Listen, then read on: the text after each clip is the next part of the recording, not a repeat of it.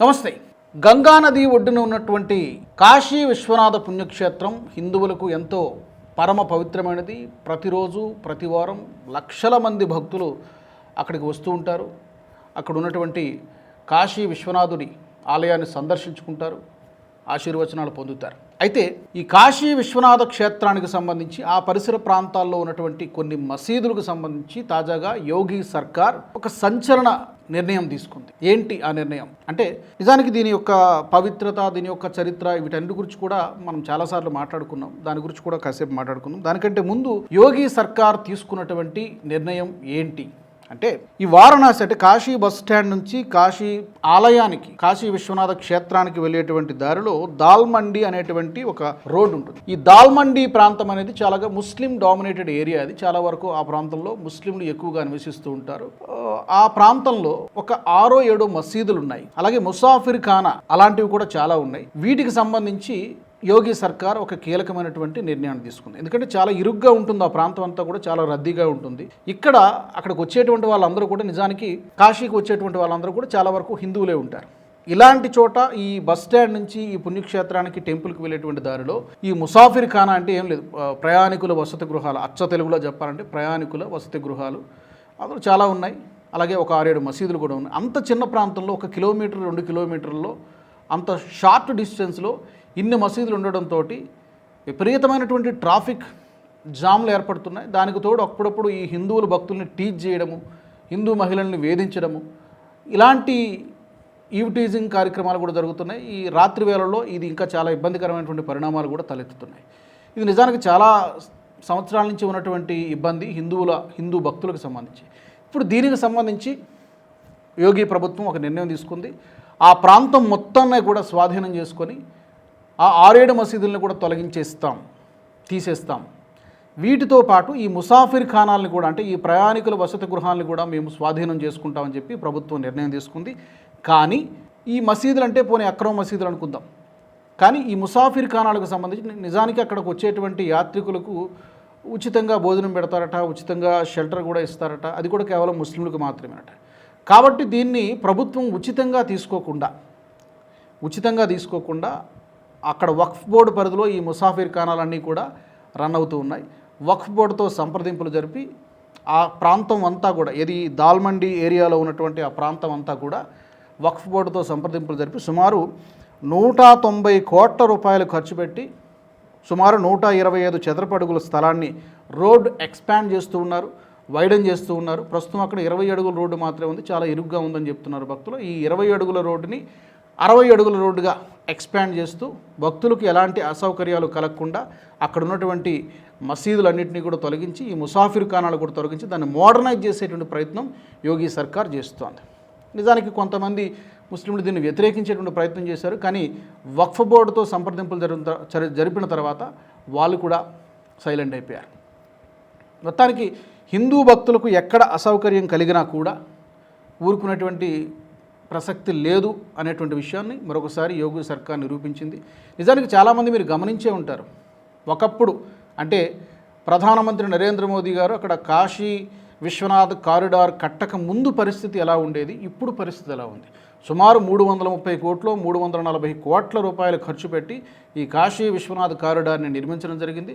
అత్యద్భుతంగా ఉంటుంది కాశీ విశ్వనాథ్ కారిడార్. గతంలో ఎలా ఉండేదంటే, కాశీ విశ్వనాథ్ ఆలయం కానీ, ఆలయం వరకు ఓకే, పవిత్రమైనది, అందులో ఏం సందేహం లేదు. కానీ సరైనటువంటి ఈ భక్తులకు సౌకర్యాలు కల్పించడంలో కానీ, శుభ్రతను పాటించడంలో కానీ ఎక్కడ చూసినా చెత్త చెదారము, అపరిశుభ్ర వాతావరణం ఉండేది. కానీ ఎప్పుడైతే ఈ కాశీ విశ్వనాథ్ కారిడార్ను నిర్మించడం తర్వాత అక్కడ పరిస్థితులు పూర్తిగా మారినాయి. ఇలాంటి చిన్న ఇబ్బందులు ఉన్నాయి కాబట్టి వాటిని కూడా తొలగించేటువంటి ప్రయత్నం యోగి సర్కార్ చేస్తోంది. నిజానికి ఇది ఒక హిందువులకు ఒక నమ్మకం ఏంటంటే, కాశీ వెళ్ళాలి జీవితకాలంలో ఒక్కసారైనా, కాశీలో తనువు చాలిస్తే స్వర్గానికి పోతారనేటువంటి చాలామంది పెద్దవాళ్ళు చెబుతూ ఉంటారు. సరే, అది వేరే చర్చ. అంత పవిత్రమైనటువంటి పుణ్యక్షేత్రంలో ఒక మంచి కార్యక్రమానికి యోగి సర్కార్ శ్రీకారం చుట్టింది. ఇందాక నేను చెప్పినట్టుగా దీని చరిత్ర ఏంటి, ఎవరు నిర్మించారనే దాని గురించి కూడా కాస్త ఒక ముక్క చెప్పి ఈ వీడియోని మనం ముగించవచ్చు. ఇండోర్ మహారాణి అహల్యాబాయి హోల్కర్ 1780వ సంవత్సరంలో ఈ కాశీ విశ్వనాథ క్షేత్రాన్ని నిర్మించడం జరిగింది. ఆ తర్వాత ఎన్నో దాడులు శతాబ్దాలుగా ఎన్నో దాడులు జరిగినప్పటికీ కూడా చెక్కు చెదరకుండా ఈ రోజుకి కూడా ఆ ఆలయం అలాగే ఉంది. అది హిందూ ధర్మం యొక్క గొప్పతనం. నిజానికి ఈ చర్య తీసుకున్న తర్వాత చాలామంది హిందూ భక్తులు ఏమంటున్నారంటే కేవలం కాశీలో మాత్రమే కాదు, దేశవ్యాప్తంగా లేదా ఉత్తరప్రదేశ్ రాష్ట్ర వ్యాప్తంగా, తమిళనాడు కానీ కేరళ కానీ ఎక్కడైనా కూడా ఇలాంటి చర్యలు అన్ని చోట్ల కూడా తీసుకోవాలి. ఆ ఆలయ పరిసరాల్లో అన్యమత ప్రచారం జరగకూడదు. అది చాలా చోట్ల జరుగుతుంది. తిరుపతిలో కూడా గతంలో చాలా ఎక్కువ జరిగేది, ఇప్పుడు కాస్త తగ్గిందనుకోవచ్చు. అన్యమత ప్రచారం కానీ, మద్యం అమ్మకాలు కానీ, మాంసాహార విక్రయాలు కానీ, ఇలాంటి మసీదులు లేకపోతే ఇతర మతాలకు చెందినటువంటి ఈ కట్టడాలు కానీ ఇవన్నీ ఉంటే డెఫినెట్గా హిందూ భక్తులకు ఇబ్బంది కలుగుతుంది. కాబట్టి యోగి ఏదైతే చేశారో మిగిలిన రాష్ట్రాల్లో కూడా హిందూ పుణ్యక్షేత్రాలు ఉన్నటువంటి చోట్ల ఆ పరిసర ప్రాంతాల్లో ఇలాంటి పనులే జరగాల్సినటువంటి అవసరం ఉందని చెప్పి హిందూ భక్తులు కోరుకుంటున్నారు. ఎందుకు పదే పదే చెప్తూ ఉంటారు యోగి మోడల్ కావాలి, యోగి ఇలాంటి సర్కార్ కావాలంటే పర్టికులర్గా 3-4 అంశాల గురించి ఆయన ఫోకస్ పెడుతూ ఉంటారు ఆయన అడ్మినిస్ట్రేషన్లో. ఒకటి law and order control. Law and order విషయంలో ఏ ఎక్స్టెంట్గానే వెళ్తారు, ఎంత కఠినమైనటువంటి చర్యలను తీసుకుంటారు, దీని గురించి మనం చాలా సందర్భాల్లో చెప్పుకున్నాం. Number 1. Number 2 development. Law and ఆర్డర్తో లింక్ అయి ఉన్నటువంటిది అభివృద్ధి.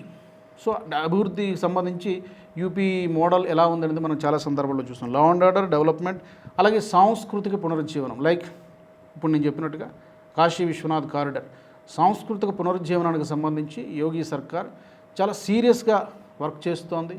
భారతీయత ఉట్టిపడేలాగా, భారతీయతను పెంపొందించేలాగా, ఆ భావాన్ని ప్రజలలో ఏ విధంగా నింపాలి. ఎందుకంటే ఇప్పుడు అంతా కూడా వెస్టర్నైజేషన్ అయిపోయింది, పాశ్చాత్య ప్రభావంతో మన లైఫ్ స్టైల్ కూడా మారిపోయింది. మళ్ళీ భారతీయత వైపు అడుగులు పడాలి అంటే ఈ సాంస్కృతిక పునరుజ్జీవనం చాలా చాలా అవసరం. కల్చరల్ రినైసెన్స్ అంటారు. ఈ 4 అంశాలపైన యోగి సర్కార్ చాలా పర్టికులర్గా దృష్టి సారిస్తుంది. ఇంకా ప్రక్షాళన జరగాల్సినటువంటి విషయాలు ఇంకా చాలా ఉన్నాయి, ఉత్తరప్రదేశ్లో కానీ దేశవ్యాప్తంగా కానీ. ఏదైనా ఒక మంచి పని చేసినప్పుడు దాని గురించి 4 మాటలు చెప్పుకోవాల్సినటువంటి అవసరం ఉంది. కాబట్టి ఈ వీడియోని ముందుకు తీసుకురావడం జరిగింది. దీనికి సంబంధించి మీ ఒపీనియన్స్ని, మీ ఫీడ్బ్యాక్ని యోగి పరిపాలన గురించి కానీ లేదా ఇప్పుడు ఈ అక్రమ మసీదుల తొలగింపుకు సంబంధించి కానీ తప్పకుండా మీ ఫీడ్బ్యాక్ని కామెంట్స్ రూపంలో పెట్టండి. మరొక టాపిక్తో మళ్ళీ నేను ముందుకు వస్తాను. జై భారత్, జై హింద్. ఈ వీడియో మీకు నచ్చినట్టయితే లైక్ చేయండి, 10 మందికి షేర్ చేయండి. అలాగే కామెంట్ల రూపంలో మీ అభిప్రాయాలను మాతో పంచుకోండి. Nationalist hub group of channels ను సబ్స్క్రైబ్ చేసుకుని తెలుగునాట జాతీయవాద జర్నలిజాన్ని ప్రోత్సహించండి. ఈ వీడియో కింద ఉన్న బెల్ ఐకాన్ పై క్లిక్ చేయడం మర్చిపోవద్దు.